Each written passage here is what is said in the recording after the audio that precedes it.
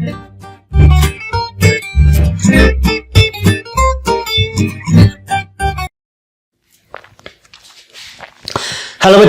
बच्चों आज हम करेंगे डीबीएमएस के अंदर जो हमारा सेक्शन है रिलेशनल डेटा मॉडल, उसके अंदर टॉपिक है हमारे पास आज इंटीग्रिटी कांस्टेंट्स। देखो हमने पिछली वीडियो में किया था कि कीज क्या क्या होती है और क्या कीज होती है, उसके अंदर जो डिफरेंट टाइप्स ऑफ कीज, जहां पे हमने सुपर की, कैंडिडेट की, प्राइमरी की एंड फॉरेन की देखा, उसके अपने कॉन्सेप्ट समझे थे। तो आज इसके बाद आता है इंटीग्रिटी कांस्टेंट, जो यूनिवर्सिटी एग्जाम के हिसाब से काफी इंपॉर्टेंट है। 4 से 6 नंबर में पेपर के अंदर 2 से 3 साल के अंदर पूछ लिया जाता है इसके अंदर कोई चीज, नहीं तो नेट और गेट में इससे रिलेटेड कई बार टॉपिक्स आते हैं, अदरवाइज ये टॉपिक बहुत इंपॉर्टेंट है। तो जल्दी स्टार्ट करते हैं इंटीग्रिटी कांस्टेंट। एक एक वर्ड को समझेंगे, इंटीग्रिटी का क्या मतलब है, कांस्टेंट्स का क्या मतलब है डीबीएमएस के अंदर, एंड कैसे वो डिफरेंट टाइप्स के वो, ठीक है। तो चलिए देखो इंटीग्रिटी कांस्टेंट्स की अगर हम बात करते हैं डीबीएमएस के अंदर, तो वो क्या कहता है, these are the rules. Constants का मतलब होता है दीज आर दी रूल्स और कंडीशंस। कांस्टेंट्स का मतलब होता है कंडीशंस या रूल्स, किसी चीज के ऊपर अप्लाई करना। लाइक बोल दिया कि भैया तुम्हें गवर्नमेंट ने कांस्टेंट निकाल दिया कि भैया कोविड के अंदर भाई घर से बाहर निकलना मना है, तो एक रूल लगा दिया, कांस्टेंट लगा दिया, ये रात को इतने बजे निकल सकते हो, रात को इतने बजे से पहले घर में आना है, कंडीशन लगा दिया, एक रूल लगा दिया, that is known as constant. अब बात करते हैं कि इंटीग्रिटी का क्या मतलब होता है। एक बार डेफिनेशन को दोबारा बताऊंगा, फिर देखते हैं कि दीज आर दी रूल्स और conditions applied on relations, on लिखना भूल गया कोई बात नहीं, applied on relations to keep data stable, accurate and consistence. अब इसका मतलब क्या है, देखो हमने कुछ रूल्स, कुछ कंडीशंस किसके ऊपर लगा दिया, रिलेशन के ऊपर, यानी टेबल के ऊपर कुछ रूल्स, कुछ कंडीशंस लगा दी है। टेबल के अंदर क्या होता है, एट्रीब्यूट्स होते हैं, वैल्यूज, तो उसके ऊपर हमने कुछ कंडीशन, कुछ रूल्स लगा दिए। क्यों?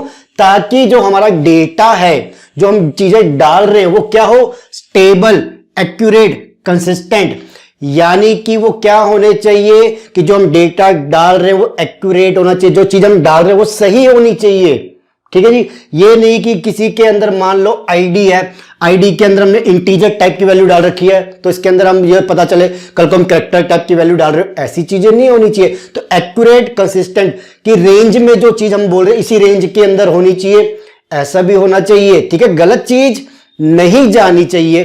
तो उसको मेंटेन करने के लिए हमने क्या बनाया, so for this we follow some rules. इन चीजों को मेंटेन करने के लिए, किन चीजों को, स्टेबिलिटी, एक्यूरेसी एंड कंसिस्टेंसी को मेंटेन करने के लिए डेटा के अंदर हमने क्या किया, हमने कुछ रूल्स बनाए। उन रूल्स को हम कहते हैं इंटीग्रिटी रूल्स और इंटीग्रिटी कांस्टेंट। तो कांस्टेंट क्या हो गए, कंडीशंस, इंटीग्रिटी क्या हो गई कि डेटा की एक्यूरेसी, उसकी स्टेबिलिटी, उसकी कंसिस्टेंसी। तो डेटा की एक्यूरेसी, स्टेबिलिटी एंड कंसिस्टेंसी को मेंटेन करने के लिए मैंने जो रूल्स बनाए हैं उसको मैं कहता हूं इंटीग्रिटी कांस्टेंट्स। क्लियर होगी गाइस? तो मैंने कुछ रूल्स, कुछ भैया कंडीशन लगानी अपने डेटा, अपने रिलेशन के ऊपर, एट्रीब्यूट्स में, किसी चीज में, ताकि भैया ये चीजें मेंटेन रहे। ऐसा ना हो कि गलत चीज चली जाए, बेकार में कुछ और ही निकल के आ जाए जो चाहिए ना हो, फिर क्या करोगे। तो ये चीज ना बिल्कुल। तो चलो आगे चलते हैं। अब समझते हैं आगे की बात कि at the time of different operation, देखो आगे समझना, at the time of different operations on relations, इस टेबल के ऊपर हम कुछ ऑपरेशंस तो करेंगे ना, ऑपरेशन मतलब कुछ काम तो करेंगे। वो काम कैसे हो सकते हैं कि इंसर्शन करना, डिलीशन यानी मॉडिफिकेशन, यानी कि टेबल तो बना दिया हमने, एट्रीब्यूट्स तो बना दिया, बट खाली थोड़ा छोड़ेंगे, डेटा तो डालना है। तो डेटा को इंसर्ट करना, कभी डिलीट करना पड़ जाए, कोई डेटा कोई मॉडिफिकेशन करनी पड़ जाए, कोई अपडेशन करनी पड़ जाए, या पूरा का पूरा टेबल उठा के डिलीट करना पड़ जाए, कुछ तो ऑपरेशन करेंगे। उस चीज के लिए इट मेंटेन्स वैलिडनेस और कंसिस्टेंसी। तो इन ऑपरेशन को करते वक्त क्या हो, वैलिडनेस रहे, एक्यूरेसी मेंटेन रहे, स्टेबिलिटी मेंटेन रहे, तो हम इनके ऊपर रूल्स लगा रहे हैं, ठीक है जी। अब आगे पढ़ते हैं कि देखो they are types of integrity constants. अब हमारे पास different types of integrity constants होते हैं, उसको समझते हैं वो क्या क्या होते हैं। देखो हमारे पास, देखो 5 है मेरे पास, मैंने 5 लिखे हैं।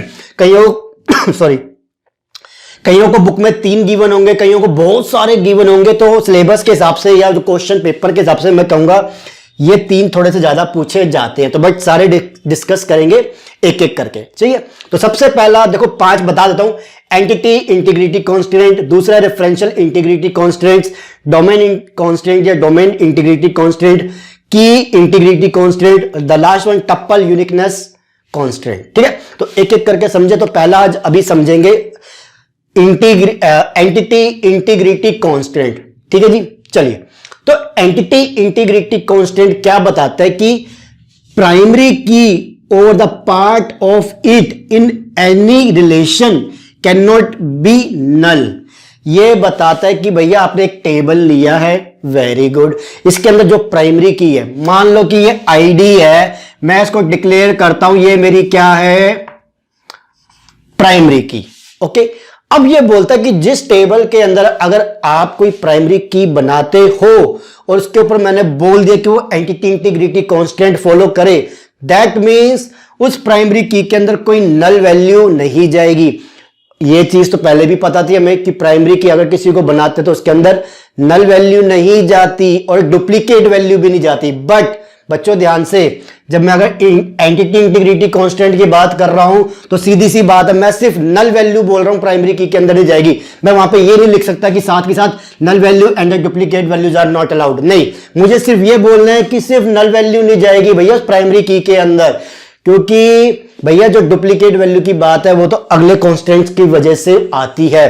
तो एंटिटी इंटीग्रिटी कांस्टेंट बोलता है कि किसी टेबल के अंदर अगर आपने प्राइमरी की बना दी है तो भैया उसके ऊपर एक हमने कांस्टेंट लगा दिया, दैट मींस उसके अंदर अब नल वैल्यू नहीं जाएगी, तो वो क्या कहेगा, इंटीग्रिटी कांस्टेंट। यानी कि अगर आपने प्राइमरी की बना दिया, मान लो कोडिंग कर रहे हो, एसक्यूएल क्वेरी डाल रहे हो, इंसर्ट कर रहे हो, उसके अंदर आपने क्या कर दिया कि प्राइमरी की के अंदर वैल्यू इंसर्ट कर रहे हो नल, तो नल डालते वो क्या बोलेगा, एरर दे देगा, क्या, एंटिटी इंटीग्रिटी कांस्टेंट।